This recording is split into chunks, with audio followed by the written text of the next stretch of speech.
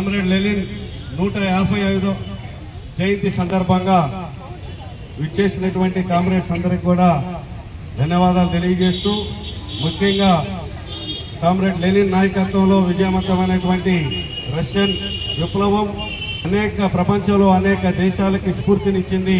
ముఖ్యంగా మన దేశంలో కూడా మన బ్రిటిష్ సామ్రాజ్యవాదులకు వ్యతిరేకంగా సాగినటువంటి స్వాతంత్రోద్యమానికి కూడా స్ఫూర్తినిచ్చినటువంటి కామ్రేడ్ లెనిన్ నాయకత్వంలో జరిగినటువంటి విప్లవమే అనేటటువంటిది ఈ సందర్భంగా మనం గుర్తు చేసుకోవాలి. రానున్నటువంటి కాలంలో ప్రపంచంలో జరుగుతున్నటువంటి పరిణామాలకు వ్యతిరేకంగా, పెట్టుబడిదారీ సామ్రాజ్యవాద విధానాలకు వ్యతిరేకంగా కామ్రేడ్ లెనిన్ స్ఫూర్తితో మనందరం కూడా ముందుకు సాగాలని చెప్పి ఈ సందర్భంగా పెట్టుబడిదారీ విధానాలకు వ్యతిరేకంగా ఉద్యమించాల్సినటువంటి ఆవశ్యకత ఉన్నదని చెప్పి మనందరం కూడా కామ్రేడ్ లెనిన్ 155వ జయంతి సందర్భంగా పునరంకితం కావాలని చెప్పి విజ్ఞప్తి చేస్తూ, ఈ రోజున పాల్గొన్నటువంటి కామ్రేడ్స్ అందరికీ కూడా పేరు పేరున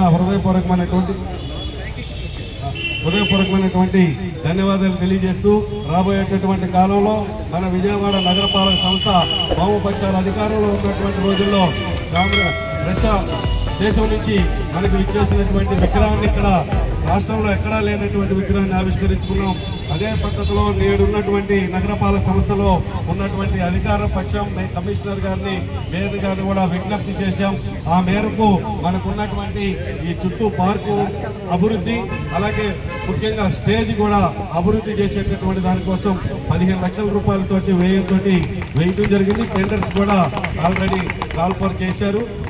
రాబోయేటటువంటి అతి త్వరలో మనకు మంచి స్టేజ్ ఇప్పుడు ఈ రోజు అన్ఈవెన్గా ఉన్నటువంటిది ఈవెన్గా ఒక ఇంచుమించు ఒక 4 అడుగులు మేరకు స్టేజ్ వేసుకుంటే చక్కగా బహిరంగ సభలో కళారూపాలు ఇవన్నీ కూడా వామపక్ష పార్టీలు అందరూ కూడా చక్కగా జరుపుకునేటటువంటి వీలుంటుంది. కాబట్టి ఆ వైపుగా రాబోయేటటువంటి కాలంలో ఈ యొక్క లెనిన్ విగ్రహ సాక్షిగా అనేక ఉద్యమాలకి అలాగే కళలకి ఇది ఒక కళా వేదిక కావాలని చెప్పి అవుతుందని చెప్పి ఈ సందర్భంగా విజ్ఞప్తి చేస్తూ, పాల్గొన్నటువంటి మీ అందరికి కూడా ధన్యవాదాలు తెలియజేస్తూ సెలవు తీసుకుంటాను. జోహార్ కామ్రేడ్ విఐ లెనిన్, జోహార్ కామ్రేడ్ విఐ లెనిన్.